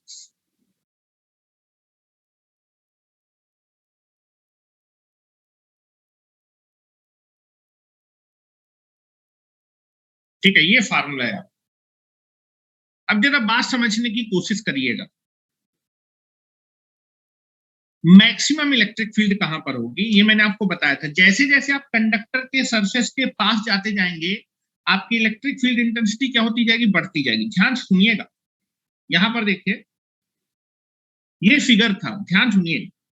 Single phase 2 wire line में, hello, single phase 2 wire line में conductor A से किसी भी distance x पे अगर आप electric field निकालना चाहते हैं, मान लो किसी भी पॉइंट x पे, सिंगल फेज 2 वायर लाइन में किसी भी पॉइंट पे कंडक्टर ए से किसी भी पॉइंट पे, मान लो x डिस्टेंस पे, 2x डिस्टेंस पे, 3x डिस्टेंस पे अगर आप इलेक्ट्रिक फील्ड निकालना चाहते हो तो आप इस फार्मूले को यूज कर सकते हैं। फार्मूला ये दिया हुआ है, मैंने लिखा है electric field intensity at A distance x from conductor A, from conductor A. एक मिनट,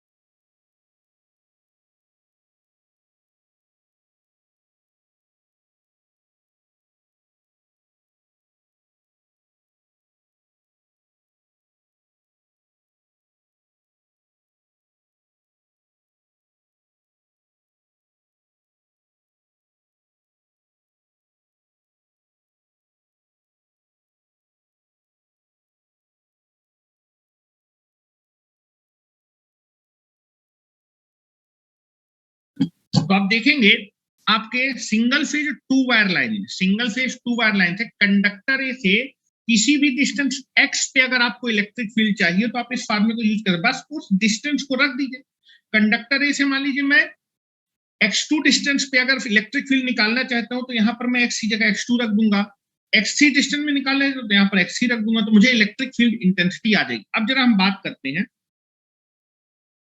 आपकी कोरोना होने के लिए जो इलेक्ट्रिक फील्ड इंटेंसिटी होनी चाहिए वो आपकी एयर की डाइलेक्ट्रिक। ये बताओ आपका जो है कंडक्टर ए से x डिस्टेंस पे इलेक्ट्रिक फील्ड आपको मालूम है, फार्मूला मालूम है, इलेक्ट्रिक फील्ड इंटेंसिटी मैक्सिमम कहां होगी, जैसे जैसे आप कंडक्टर के सरफेस की तरफ आते जाएंगे इलेक्ट्रिक फील्ड इंटेंसिटी क्या होती जाएगी, बढ़ती जाएगी, बढ़ती जाएगी। और जैसे आप कंडक्टर के सरफेस पे पहुंच जाएंगे इलेक्ट्रिक फील्ड इंटेंसिटी क्या हो जाएगी, मैक्सिमम हो जाएगी। और अगर ये maximum electric field intensity air की डाइलेक्ट्रिक डिस्टेंस से ज्यादा हो गई तो क्या हो जाएगा, कोरोना ऑकर हो जाएगा। ठीक है, तो आप देखेंगे मैक्सिमम इलेक्ट्रिक फील्ड जो आपकी ऑकर करती है वो कहां पर ऑकर करती है, कंडक्टर के सरफेस में। अच्छा, कंडक्टर ए से कंडक्टर का सरफेस की डिस्टेंस कितनी है, हेलो, ये डिस्टेंस कितनी है, आर के बराबर है। तो x इज इक्वल टू अगर मैं r रख दूंगा तो मैं कंडक्टर ए के सरफेस पे पहुंच जाऊंगा और यहां पर इलेक्ट्रिक फील्ड इंटेंसिटी कैसी होगी, मैक्सिमम होगी। तो अगर मैं सिंगल फेज 2 वायर लाइन में आपके कंडक्टर ए से मैक्सिमम इलेक्ट्रिक फील्ड निकालना चाहते हो तो मैक्सिमम इलेक्ट्रिक फील्ड कहां पर होगी, कंडक्टर के सरफेस में, इस डिस्टेंस पे। कंडक्टर ए से ये डिस्टेंस कितनी है, सरफेस की डिस्टेंस कितनी है, r। तो अगर x की वैल्यू हो जाएगी r तो आप कंडक्टर ए के सरफेस पे पहुंच जाएंगे और यहां पर इलेक्ट्रिक फील्ड इंटेंसिटी कैसी होगी, मैक्सिमम होगी। तो मैं लिखा रहा हूं बेटा मैक्सिमम, हमेशा ध्यान रखिएगा कंडक्टर के सरफेस पे जो इलेक्ट्रिक फील्ड होती है वो हमेशा कैसी होती है, मैक्सिमम। इस चीज की जरूरत मुझे पड़ेगी केबल में। एक्चुअली पहले मैं केबल पढ़ाता हूँ फिर आपका कोरोना पढ़ाता हूँ, आपको उल्टा पढ़ा रहा हूँ, इसलिए थोड़ा सा जो है ये चीजें हैं। ठीक है, बाकी ये डेरिवेशन बहुत सिंपल है, जब मैं आपको और डेरिवेशन करा दूंगा तो आपको चीजें आपको और आसान लगने लगेंगी। ठीक है, यहां मैं लिख रहा हूं, now you can be take it here. लिख रहा हूं, the maximum electric field intensity, the maximum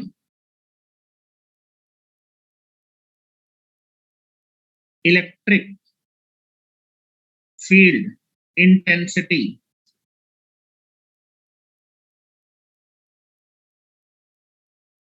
the maximum electric field intensity is occur at the surface of the conductor, surface of the conductor। चाहे आप conductor A के surface पे बात करें चाहे कंडक्टर बी के, किसी भी कंडक्टर सरफेस पे मैक्सिमम इलेक्ट्रिक फील्ड इंटेंसिटी होगी। तो मैं कंडक्टर ए के सरफेस पे इलेक्ट्रिक फील्ड निकाल लूंगा, अगर इलेक्ट्रिक फील्ड निकाल लूंगा तो मैक्सिमम इलेक्ट्रिक फील्ड होगी। कंडक्टर ए का सरफेस कंडक्टर ए के सेंटर से कितनी डिस्टेंस पे है, आर डिस्टेंस पे। तो अगर मैं x इक्वल टू आर रख दूंगा तो मैं कंडक्टर एक सरफेस पे इलेक्ट्रिक फील्ड निकालूंगा, ये इलेक्ट्रिक फील्ड इंटेंसिटी कैसे होगी, मैक्सिमम। तो लिख रहा हूं बेटा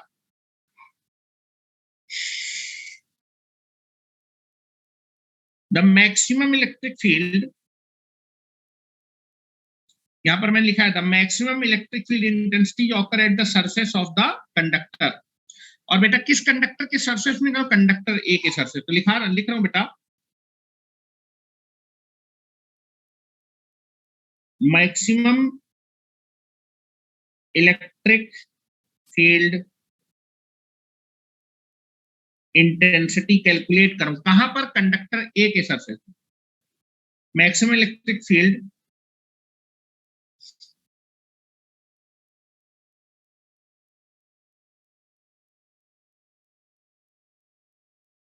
maximum electric field intensity occur at the surface of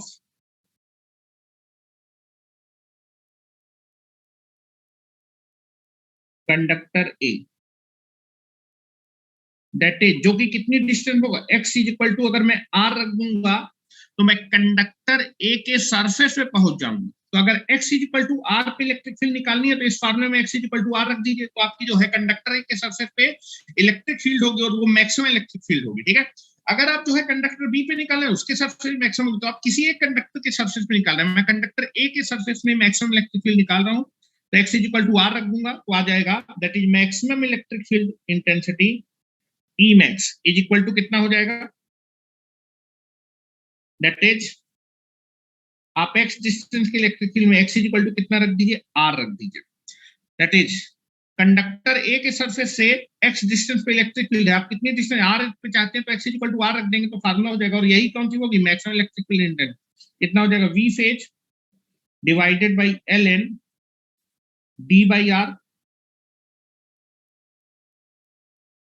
into, जैसे x की जगह कितना रखना है, r into d minus r, जैसे d माइनस r। अब आपको मालूम है चूंकि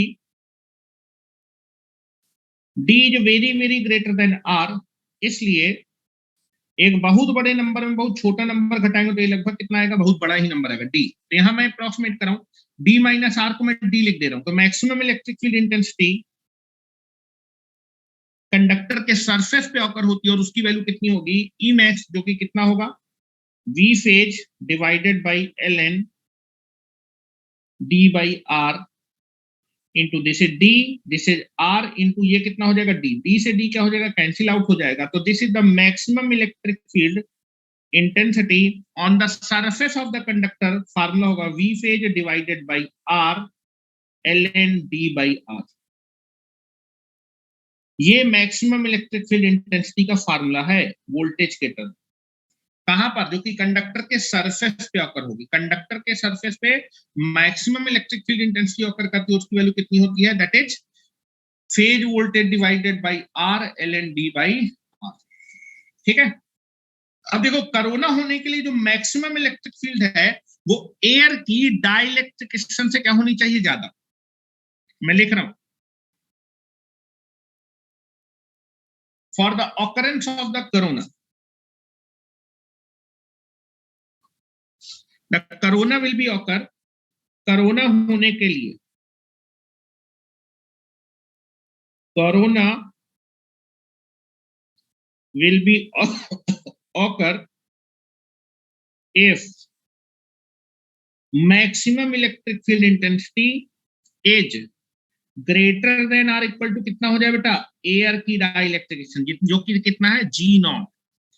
अगर आपकी जो मैक्सिमम इलेक्ट्रिक फील्ड इंटेंसिटी है वो एयर की डाइलेक्ट्रिकेशन ज्यादा है या फिर उसके बराबर है, एयर की डाइलेक्ट्रिकेशन बराबर, तो भी एयर क्या हो जाएगी, आयन, तो आपका क्या हो जाएगा, कोरोना ऑकर। कोरोना ऑकर होने के लिए जो मैक्सिमम इलेक्ट्रिक फील्ड इंटेंसिटी है, अगर वो एयर की डाइलेक्ट्रिकेशन से बड़ी हो गई या फिर उसके बराबर हो गई तो एयर क्या हो जाएगी, आयनाइड, एयर के मॉलिक्यूल आयनाइड, तो कोरोना ऑकर हो जाएगा।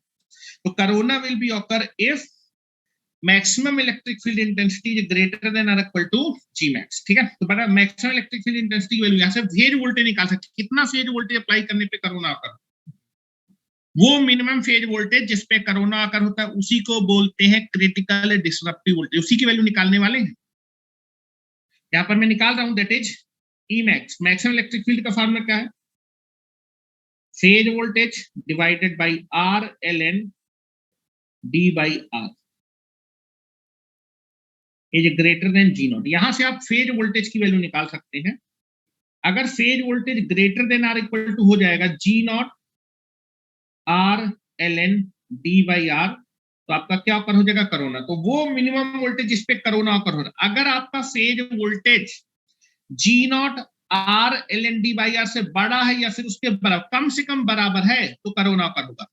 तो वो मिनिमम फेज वोल्टेज जिस पे कोरोना ऑकर होता है वही मिनिमम वोल्टेज आपका क्या कहलाता है, क्रिटिकली डिस्ट्रप्टिव वोल्टेज। तो what is the minimum value of the phase voltage जिस पे कोरोना ऑकर, अगर आपका जो है phase voltage G not R L N D by R से बड़ा है या फिर उसके बराबर है, बराबर बराबर, that is the minimum value. ठीक है, या तो इसके बराबर या फिर से बड़ा है, तो what is the minimum value of the phase voltage जब कोरोना ऑकर होगा, g not R L N D by r, this is the minimum value of the phase voltage जब कोरोना ऑकर हो। तो आप देखेंगे कोरोना जिस minimum phase voltage पे occur उसी को बोलते हैं क्रिटिकल। तो क्रिटिकल डिस्ट्रप्टिव वोल्टेज की वो मिनिमम वोल्टेज फेज वोल्टेज की, हेलो, फेज वोल्टेज कम से कम कितना हो जाए कि कोरोना ऑकर हो जाए, फेज वोल्टेज या तो आपका इससे बड़ा हो या फिर कम से कम इसके बराबर हो, कम से कम इतना वोल्टेज हो तो कोरोना। और बेटा ये मिनिमम वोल्टेज है और यही वो मिनिमम फेज वोल्टेज है जिसपे क्या हो जाएगा, कोरोना ऑकर हो जाएगा। तो क्रिटिकल डिस्ट्रप्टिव वोल्टेज का फार्मूला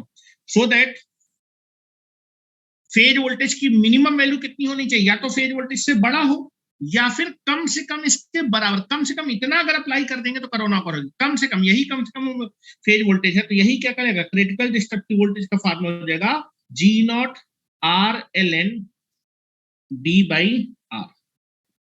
ये आपका फार्मूला है, ये आपका क्रिटिकल डिस्ट्रप्टिव वोल्टेज है किसमें, किलो वोल्ट पर फेज। ये फेज वोल्टेज है, फेज वोल्टेज, हेलो, ये किसकी वैल्यू है, फेज वोल्टेज। अगर मैं इतना फेज वोल्टेज, कम से कम इतना फेज वोल्टेज अप्लाई कर देंगे तो कोरोना ऑकर हो जाएगा।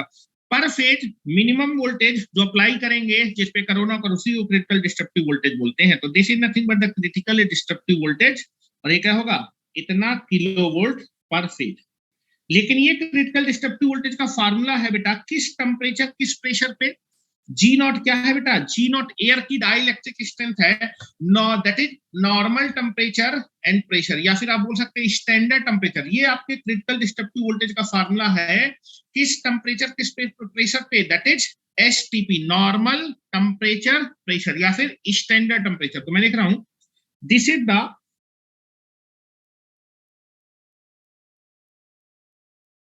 Is the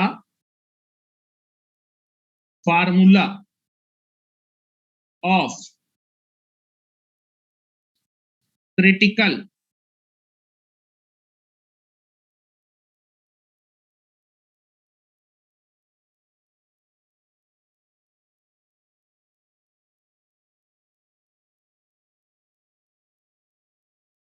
disruptive voltage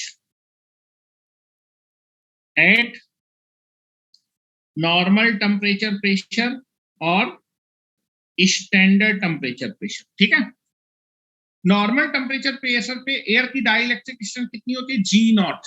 ji not क्या है, मैंने लिखाया था, ध्यान से देखिए, जी नॉट भूल गए आप लोग, परसों के लेक्चर में लिखा था, जी नॉट फार्मूले में आ रहा है। जी नॉट क्या है,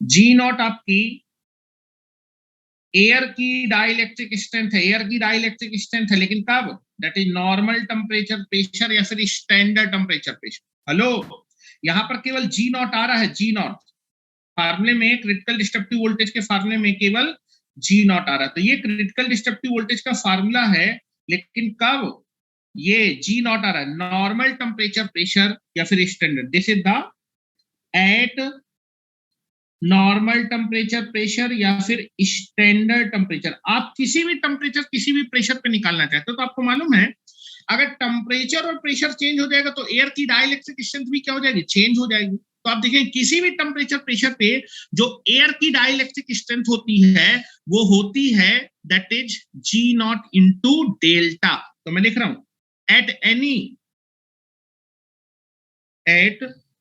एनी टेम्परेचर एंड प्रेशर, अगर मैं टेम्परेचर, नॉर्मल टेम्परेचर प्रेशर पे एयर की डाइलेक्ट्रिक स्ट्रेंथ जी नॉट होती है, ठीक है, लेकिन किसी भी प्रेशर और किसी भी टेम्परेचर पे आप फार्मूला निकालना चाहते हैं तो लिखेंगे at any temperature and pressure, air की जो डाइलेक्ट्रिक स्ट्रेंथ होगी that is G is nothing but equal to G not into delta, G not into delta.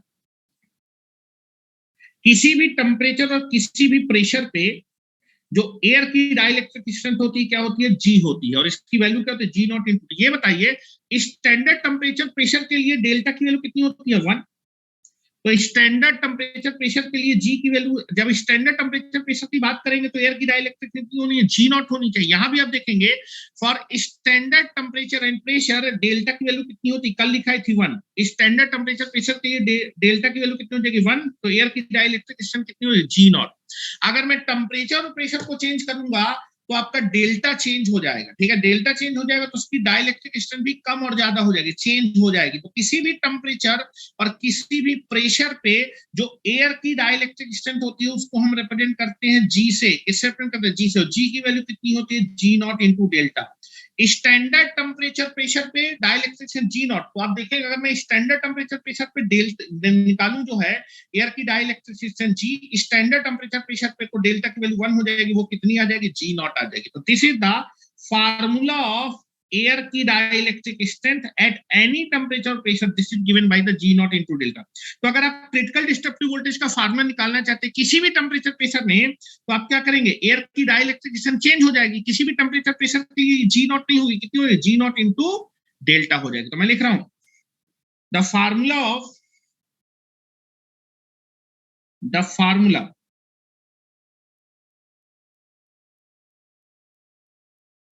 the formula of critical disruptive voltage at any temperature and pressure. Temperature pressure को change करने में dielectric change हो, किसी भी temperature air अगर मैं standard normal temperature pressure में करूंगा तो ये कितना हो जाएगा, दैट इज जी नॉट हो जाएगा। किसी भी टेम्परेचर में तो ये कितना होगा, जी नॉट की जगह कितना हो जाएगा, इसकी डाइलेक्ट्रिक कितना हो, जी नॉट इनटू डेल्टा।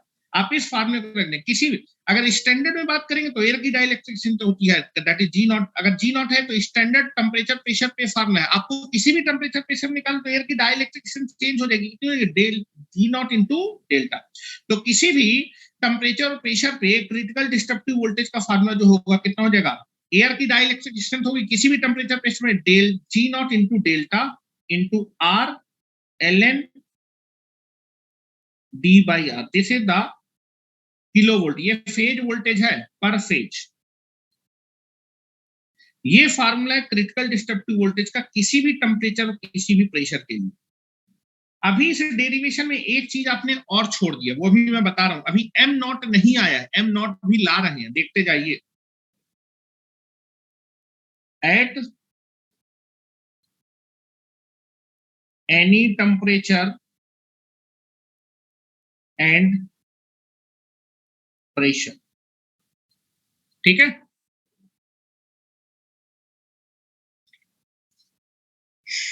अब आप देखेंगे डेरिवेशन करते समय जो आपने कंडक्टर माना है वो कैसा माना है, सॉलिड कंडक्टर माना है। कैसा, सॉलिड बोल सकते हैं या फिर आप स्मूथ सरफेस कंडक्टर माना है। आप देखिए डेरिवेशन करते समय जो मैंने कंडक्टर का सरफेस माना था वो कैसा माना था, मैंने स्मूथ माना था। कैसा माना था, बिल्कुल स्मूथ माना था, या फिर सॉलिड कंडक्टर लेके चले थे। सॉलिड कंडक्टर के लिए, सॉलिड कंडक्टर के लिए तो ये जो क्रिटिकल डिस्ट्रक्टिव वोल्टेज का फार्मूला आया, हेलो, किसी भी टेम्परेचर किसी भी प्रेशर के लिए, किसके लिए, सॉलिड के लिए है।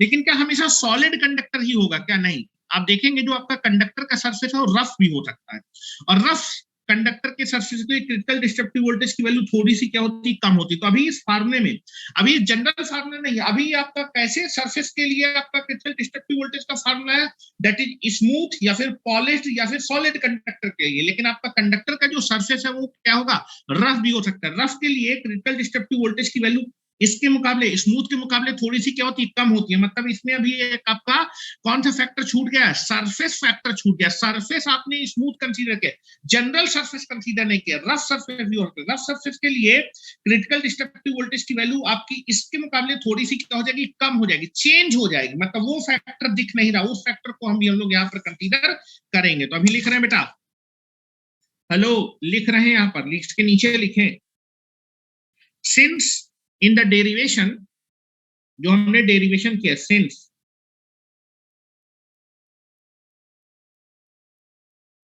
in the derivation, since in the derivation of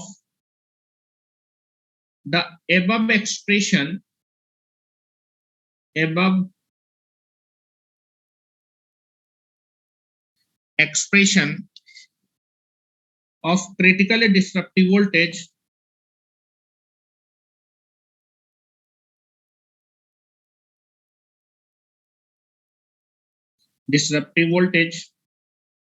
we assume that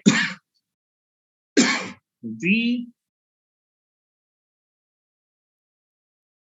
assume that the conductor is solid, that the conductor is solid and smooth। आप देखिए सरफेस आपने सॉलिड और स्मूथ माना है, लेकिन आप देखेंगे हमेशा स्मूथ नहीं होगा। आपका रफ सरफेस के लिए जो आपका क्रिटिकल डिस्ट्रक्टिव वोल्टेज की वैल्यू इससे थोड़ा सा क्या होती है, कम होती है। कम कैसे होगी, वहां पर वो फैक्टर ही नहीं जिससे चेंज हो सके। सरफेस को चेंज होने पे क्रिटिकल डिस्ट्रक्टिव वोल्टेज चेंज होना चाहिए। सरफेस को आपने जो डेरिवेशन के स्मूथ के लिए किया, जनरल के लिए नहीं, जनरल के लिए आपको उस फैक्टर को लाना पड़ेगा। तो लिख रहे हैं, but the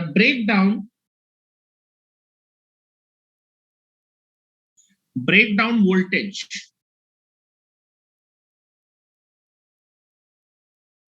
for a stranded conductor,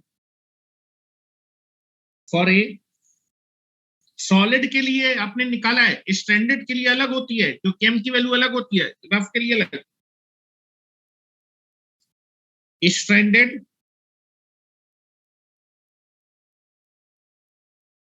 conductor और रफ कंडक्टर।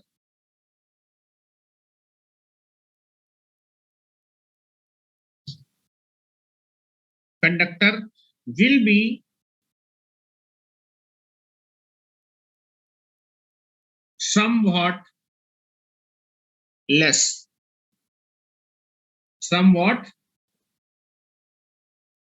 than the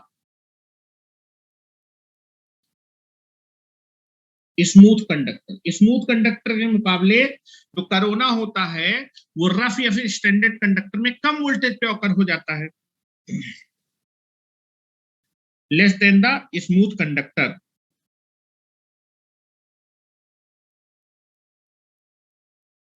और स्टैंडर्ड कंडक्टर में जो है आपका कम क्यों हो जाता है, क्योंकि उसके सरफेस में इनरेगुलरिटीज आ जाती है, फिर डस्ट की वजह से भी इनरेगुलरिटीज आ सकती है। लिख रहा हूं, due to irregularity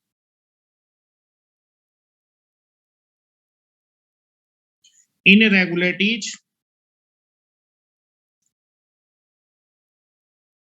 on the surface 1 minute लिखिए जब तक।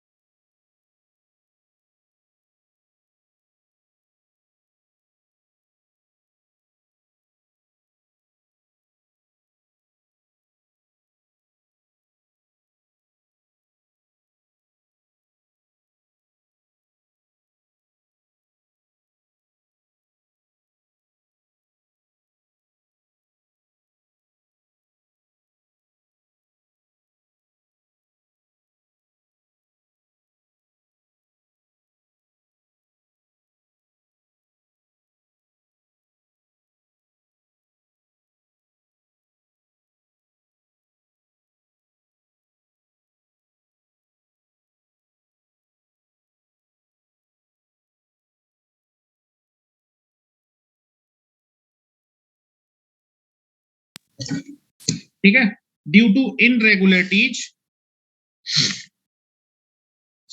on the surface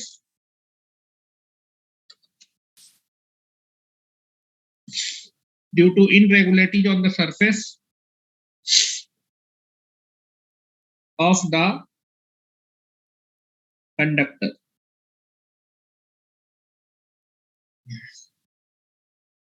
rough conductor का सरफेस स्टैंडर्ड में भी इनरेगुलर होगा, और रफ सरफेस का मतलब क्या हुआ कि डस्ट वह डिपॉजिट होगी। तो मैंने लिखा but breakdown voltage for standard conductor and rough surface rough conductor will be somewhat lesser than the smooth conductor due to the irregularity on the surface of the conductor because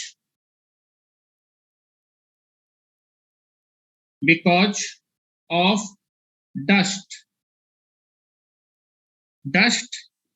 is deposited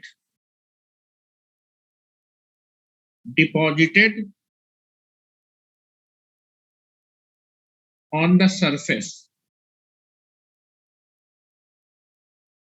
तो अभी आप इस general फार्मूले में आपने surface वाला factor consider नहीं किया, तो सरफेस वाला फैक्टर मानेंगे, क्योंकि सरफेस पे अगर सरफेस स्मूथ होगा तो आपका क्रिटिकल डिस्ट्रक्टिव वोल्टेज की वैल्यू अलग होगी, सरफेस अगर आपका रफ होगा तो क्रिटिकल डिस्ट्रक्टिव वोल्टेज अलग होगा। तो अभी आप देखेंगे इस पूरे जनरल फार्मूले में सरफेस वाला फैक्टर नहीं है, तो सरफेस वाला फैक्टर कंसीडर करेंगे जनरल फार्मूले के लिए। तो नाउ लिख रहा हूं, let us consider surface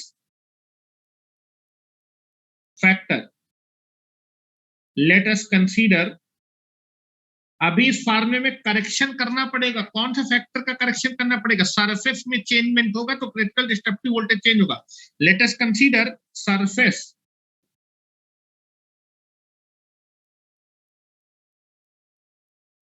surface वाला फैक्टर, सरफेस में करेक्शन करना पड़ेगा, surface correction factor, surface correction factor is M not. क्या माना है? M not. तो मैं फाइनल एक्सप्रेशन लिख रहा हूं, hence the final expression for the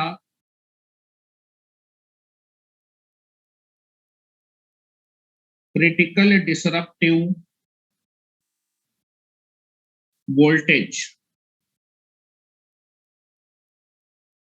is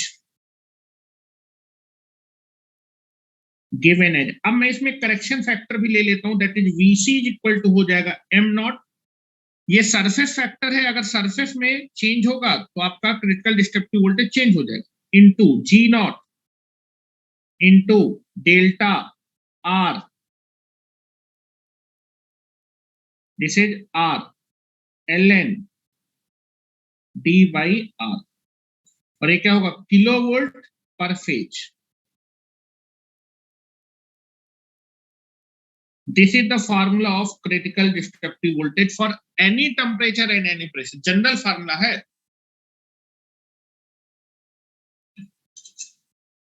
जो कि मैंने लिखा था। ठीक है, चलिए नेक्स्ट हम लोग बात करते हैं, that is nothing but the visual critical voltage. Visual critical voltage, जिस वोल्टेज पे आपका कोरोना क्या होने लगता है? दिखाई देने लगता है। ठीक है, आपका देखो कोरोना होना, जब कोरोना स्टार्ट होगा तो that is nothing but the आपका आयनाइजेशन होगा, लेकिन आपका जो कोरोना दिखेगा कब? दिखने के लिए आपको थोड़ा सा और हायर वोल्टेज की जरूरत होती है। तो बेटा कोरोना जिस वोल्टेज पे दिखाई देने लगता है, आपका जो है वायलेट ग्लो जो दिखाई देने लगता है, वो थोड़ा सा इस वोल्टेज से ज्यादा, इस वोल्टेज से ज्यादा वोल्टेज, इस वोल्टेज पे तो कोरोना आकर होगा, हिसिंग साउंड सुनाई देगा, लेकिन कोरोना का जो ग्लो होगा, जो चमक होगी, वो इससे थोड़ा सा ज्यादा वोल्टेज पे दिखाई देती है। जिस वोल्टेज पे आपको ग्लो दिखाई देने लगता है, वायलेट कलर का ग्लो दिखाई देने लगता है, उस वोल्टेज को बोलते हैं that is visual critical voltage. और ये वोल्टेज जो critical, that is visual critical voltage होता है, वो आपके क्रिटिकल डिस्ट्रक्टिव वोल्टेज से थोड़ा सा ज्यादा होता है। ठीक है, तो यहां पर हम लोग लिख रहे हैं, लिखना स्टार्ट करें।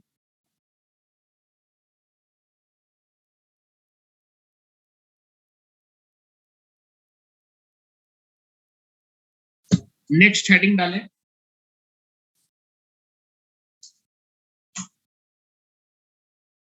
चल फार्मूला याद रखिएगा। नेक्स्ट हेडिंग डालें, विजुअल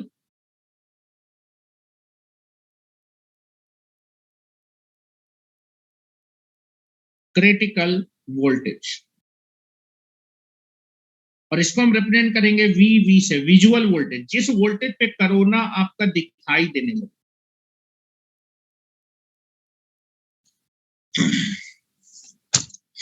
लिखें, the voltage, the minimum voltage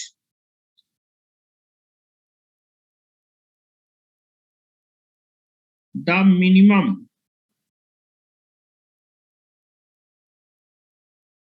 minimum phase voltage, ये भी पर फेज डिफाइन होगा। ठीक है, the minimum phase voltage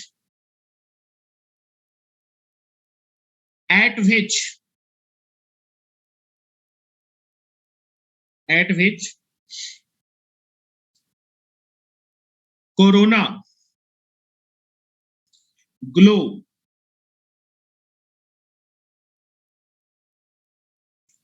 is visible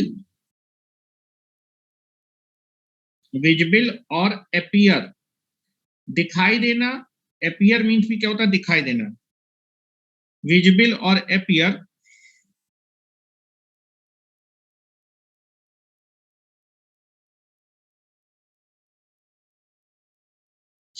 will be visible or appear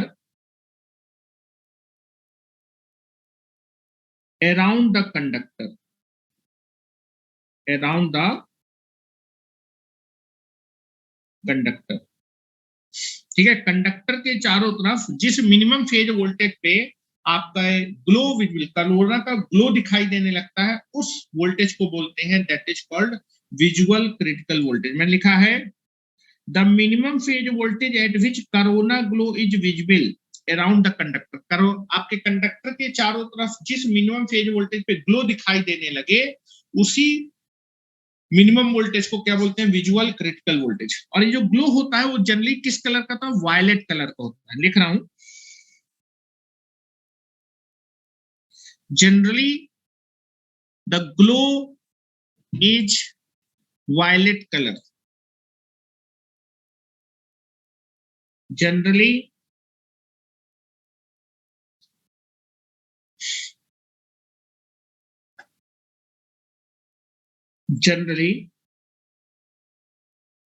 corona glow is visible like violet color।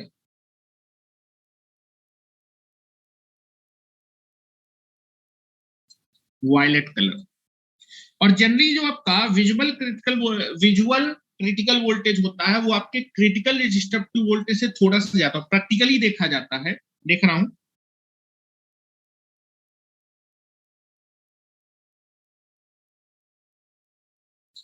आपके critical destructive voltage पे आपको glow नहीं दिखाई देता है, हमिंग हिसिंग साउंड सुनाई देता है, और इस वोल्टेज से थोड़ा सा ज्यादा वोल्टेज पे आपको ग्लो दिखाई देने लगता है। कोरोना स्टार्ट होने का इंडिकेशन है कि आपका हिसिंग साउंड होना। अगर हिसिंग साउंड है तो कोरोना स्टार्ट हो गया, लेकिन वो ग्लो के फॉर्म में थोड़ा सा ज्यादा वोल्टेज पे दिखेगा, उस वोल्टेज को हम बोलते हैं that is called the visual critical voltage. तो मैं लिख रहा हूं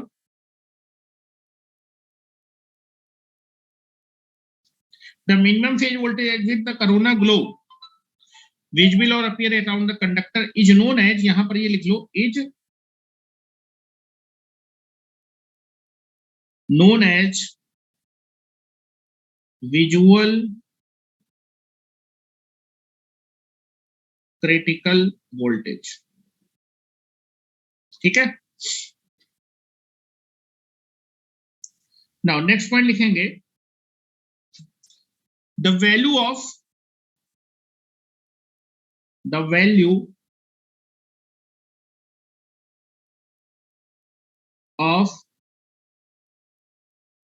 visual critical voltage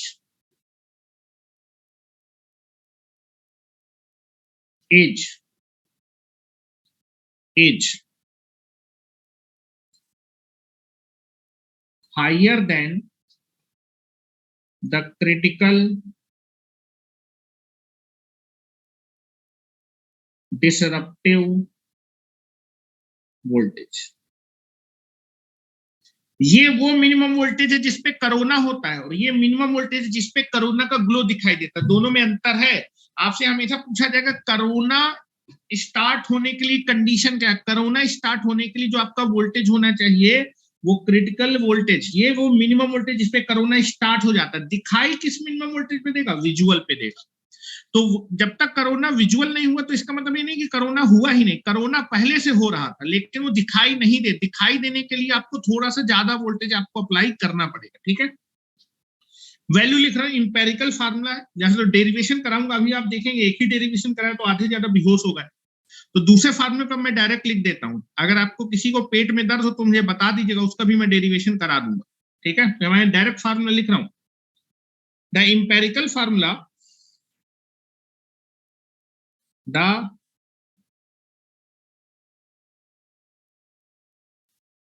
empirical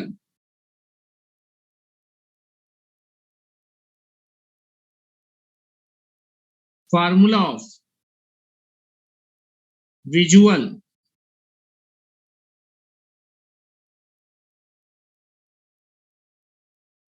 critical voltage is given as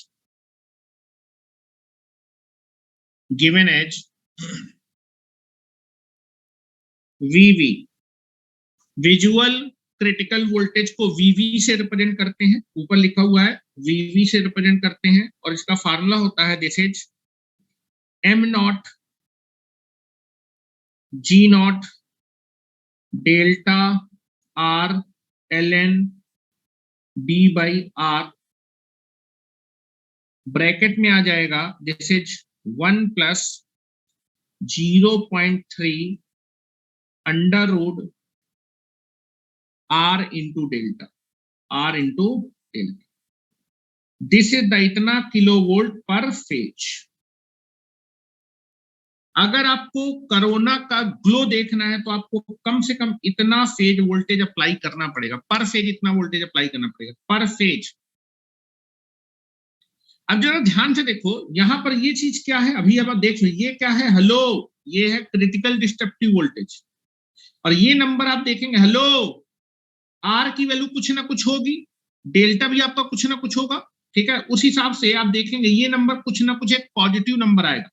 1 में जब पॉजिटिव नंबर से ऐड करेंगे तो ये नंबर 1 से बड़ा होगा, 1 से बड़े नंबर से अब जब आप वीडी को मल्टीप्लाई करेंगे तो विजुअल, तो जो आपका विजुअल क्रिटिकल वोल्टेज है वो क्रिटिकल डिस्ट्रक्टिव वोल्टेज से बड़ा आएगा। इसको मैं लिख सकता हूं हेलो विजुअल क्रिटिकल वोल्टेज, ये क्या हो जाएगा आपका, this is the critical destructive voltage. इसको आप क्या लिख सकते हैं, वीसी लिख सकते हैं। इसको क्या लिख सकते हैं, VC multiplied by 1 plus 0.3 under root R into delta, this is the formula. ये फार्मूला आप याद रखिएगा।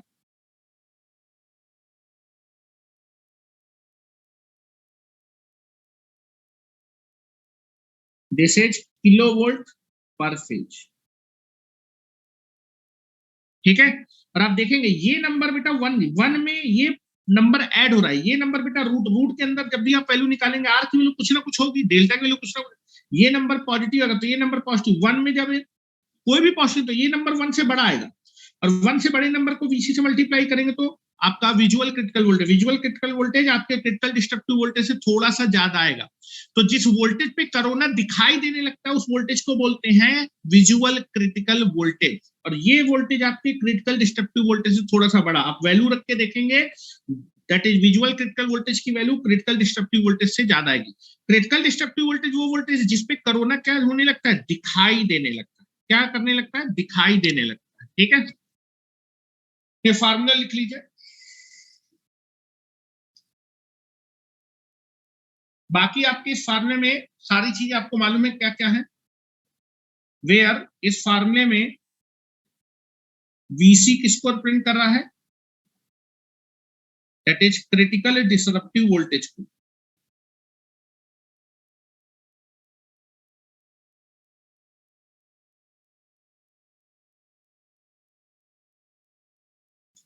आर किसको रिप्रेजेंट कर रहा है, रेडियस ऑफ कंडक्टर को, और डेल्टा किसको रिप्रेजेंट कर रहा है, that is air density factor को। फार्मूला याद रखिएगा, ठीक है।